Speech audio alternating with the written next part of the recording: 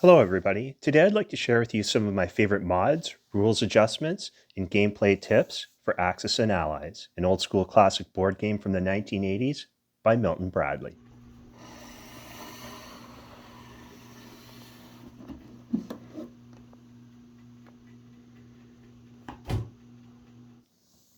Axis and Allies is a Second World War themed area control game. Players fight battles with buckets of D6s to win territories that are worth production points from other players. With these points, players rebuild their armies at the beginning of each round. You do this until you knock out either the Axis or Allied side, depending on who you're playing. But we already know this. Most people have heard about it, even if they haven't played it. The big question is it still relevant today in its original Milton Bradley big box after all these years? In this video, I argue not yes, but absolutely yes. Of course it is. Let me show you why in this case. The game is just so amenable, hyper amenable to little tweaks, adjustments, fixes that address any gameplay issues skeptics may have with it today. The war is not over. I believe there exists a whole spectrum of different ways to play with the original set. House rules or mods can be relatively lightweight or extensive. So let's get right into it. Let's say you don't want to modify your board or make radical gameplay changes or buy expansion pieces. Well, the following might be your best options. These speak to the common belief that the game is both scripted and largely favors the good guys, or maybe the reverse is true in your opinion. These are some fair generalizations, but never foregone conclusions, at least as far as I'm concerned anyway. If you believe the game is tilted in favor of the Allies, you may try some of the following game balancing adjustments designed to even the playing field, so to speak. The most popular adjustment you can try is to prohibit the Russian player from attacking Germany on the very first turn of the game. They can build and do non-combat moves on turn one. Congratulations, you just put Russia on its heels for the entire game. The second most common thing people do is to declare at the start of the game that an economic victory for the Axis is a possibility. This would occur immediately after Axis power sees plus 27 points worth of territories above their combined starting IPC total. A combined production capacity by Germany and Japan that equals 84 IPCs wins the game. What would that look like? Well, if Japan were to take and hold everything east of the 8-point Russia territory, including India, but not including Australia, and Germany were to take and hold almost all of Africa, and maybe have the Caucasus too, that would constitute a victory without having to eliminate another power completely. Thirdly, some people like to use a weird system where they'll offer to play the Axis for a handicap, a starting bonus of IPC. So in effect, they try to outbid each other to play a side they feel is intrinsically disadvantaged. I never do this. I don't like it, but I think it might help if you're playing two-player with people who are at the same experience level and like to use the same strategies over and over. Or maybe it's good if you're lucky enough to find a tournament to play in. Okay, so what about game balancing techniques that also deal with the common criticism that the game is scripted? Certain countries have to take specific actions on the first or second turns or whenever, otherwise they'll face certain defeat in the long run. Okay, there are ways to fix this also. So now I'd like to introduce my top 10 favorite mods for the original and best version of Axis and Allies. Number 10. The Mediterranean Fix. I add an extra sea zone in the Med below Gibraltar. I also make the rock worth 1 IPC point. There are a few reasons for this. In vanilla A&A, Gibraltar is ignored for the most part, and its strategic significance is underrepresented. Give it some value. You can even say, unless a side controls it, they can't sail either to or from the Atlantic Ocean. The extra sea zone is really important too. It gives German naval units more of a buffer from their enemies. After all, the life of a German boat in this game is solitary, poor, nasty, brutish, and short. but now at least it would take 2 full turns, for example, for ships in the North Sea to even reach German ships if the Germans move into the Black Sea. There's more room to move and hide in the Med, and the lifeline between Germany and its Africa core becomes harder to break. Germany really benefits from a protracted shell game in Africa with the British. Number 9, Japanese fanaticism devices. Pick some key sea zones around the Japanese home island. Be sure to include Okinawa. Declare them kamikaze hotspots. I taped 4 of these icons onto my board. You can say the Japanese can spend a fighter to sink a US aircraft carrier or a loaded transport on a 1-5, 1d6 roll. If they use a bomber, same result if they target a battleship. Also, I really like this one. You can say the Japanese may spend an extra 1 IPC per infantry on any Pacific island to super entrench a unit.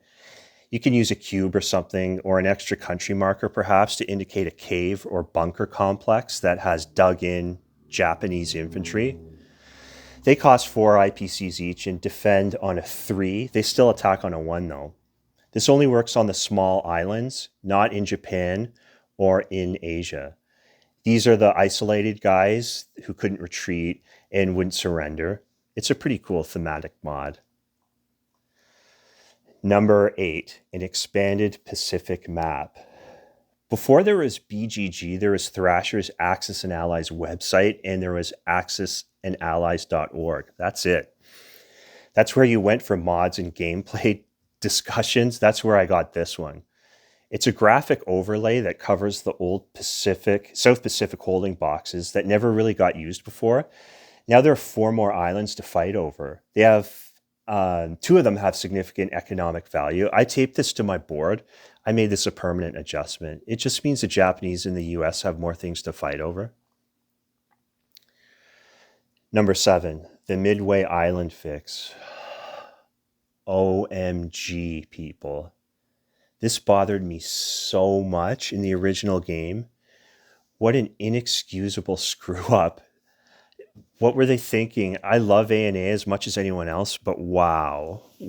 How could they make Midway Island such an afterthought on the map? What about the history? As soon as I saw a suggested mod for this on Thrasher's A&A website back in the day, I was hooking up the printer, I was reaching for the scissors and the tape. So let's make it more important, please, by moving it closer to Japan so that its western sea zone border actually bisects the island itself. Given an IPC value of 1, observe, whoever owns it can now industrial bomb the other, 3 range in either direction. Thank you seriously to the person who came up with this idea. I love it. I can't go back on this copy of the board anyway. Number 6, new industrial centers.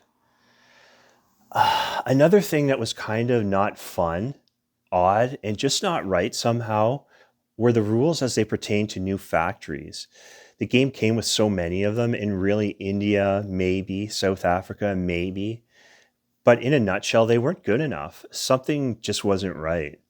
Anyway, thankfully, a commercial expansion known as Enemy on the Horizon came along, and it contained a really good mod for new factory production rules.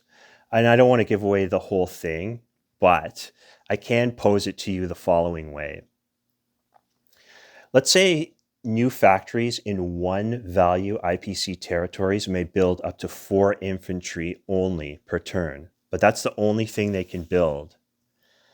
And let's say new factories in 3 value IPC territories may build up to 6 units of any type, except for the most expensive marquee units being battleships, aircraft carriers, and bombers. Those can still only be built in original capitals. So what can be built in 2 value IPC territories? I'll let you decide. This mod means that factories can appear almost anywhere. It works really well too. So you will see scripted playthroughs still? I don't know, find out. Number 5, new units. You may fill in the gaps of your armaments menu with expansion pieces. You can order plastic minis online or get them from other games to give players different options. The ones I like best, or the single one that I liked best, can you guess? It was cruisers. These were absolutely missing in action in the original. I just got to have them. I make them 2-3 attack defense, 13 IPCs apiece. Other people make them slightly different. Also, special forces can move 3-2 attack defense, 6 IPCs apiece. They can retreat after the first round of combat. You can have only 2 in play at any given time. They work well in thinly populated regions of Africa and in the South Pacific. They're lots of fun too. Artillery, move 1, attack and defend on a 2. They also support infantry on a 1-to-1 ratio, increasing the infantry attack strength by 1. Artillery makes the big battles more interesting. They cost 4. So these are the ones I like and use. Other cool ones I've seen include half tracks, land transports that carry 2 infantry, 2 spaces, specialized landing ships, you name it. You can find it. Try them out. Number 4, convoy boxes. I add convoy boxes in every major ocean region. Ocean spaces are actually valuable now. It makes submarines worth buying for the Germans. Imagine that. Tape convoy boxes to the board in interesting sea spaces. The last country to sail through a convoy box leaves one of their control markers behind in it. If any country begins their buy phase without control of one of their convoy boxes, it's minus 3 IPCs per uncontrolled convoy box. This is actual simulated economic warfare. And since it takes place in ocean spaces, it adds another dimension to the game.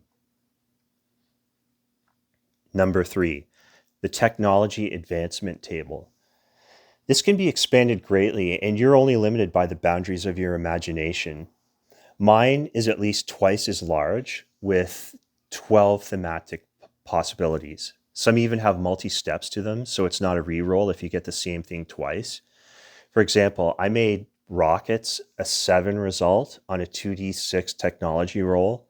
The first time result gets you regular rockets. I call them V1s. A second result yields V2s, range 4, 2d6 industrial damage. Here are some others that I use. Universal conscription, plus 2 free infantry per build phase. War bonds, plus 1d6 in money per build phase. Radar, AA guns hit on a 2. Landing ships, transports can carry 3 infantry. The A bomb. If you already have heavy bombers, you get 2 and only 2 industrial bombing raids that do 5d6 damage. That should be enough to turn the tide of any game. You think of your own. If one new idea is good, then 2 is better here.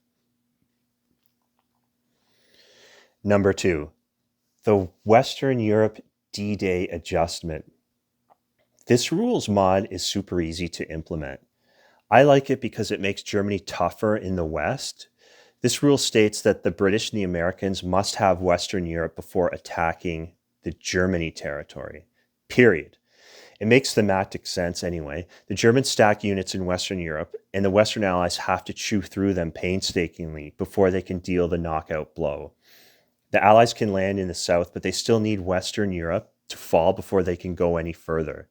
No more nonsensical Western Europe changing hands every single turn and it falling from German counterattacks over and over.